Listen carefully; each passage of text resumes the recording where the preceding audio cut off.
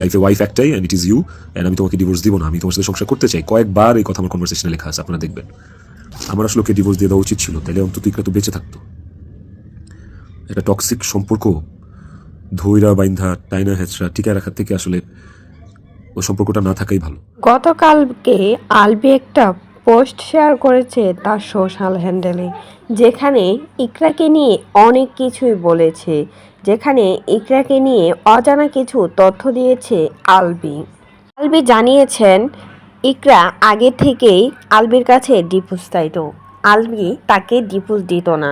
আলবি থাকাকালীন তার আগে একটা বিয়ে হয়েছে, যখন 19 বছর বয়সে ইকরাকে নিয়ে পালিয়েছিল, তখন নাকি ইকরার পরিবার মানতে চাচ্ছিল না।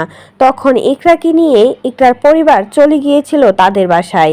তখন ইকরাকে ওখানে নিয়ে জোর জবরদস্তি করে আরেক ছেলের সাথে বিয়ে দেয়। ইকরা নাকি তার পরিবারের কথা চিন্তা করে সে নাকি ওই ছেলেকে বিয়ে করে বাসর পর্যন্ত করেছে ওই ছেলের সাথে।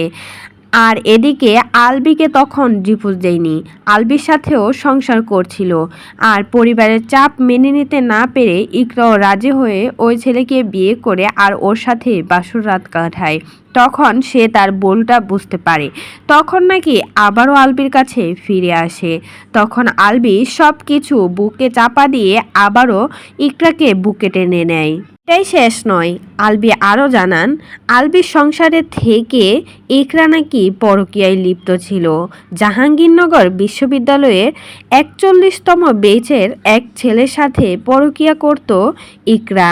শুধু পরকীয়া করেই বাদ যায়নি, এখন যে বান্ধবীরা ইকরাকে নিয়ে এত লাফালাফি করছে সেই বান্ধবীর সাথে বসেই নাকি নেশা করত ইকরা।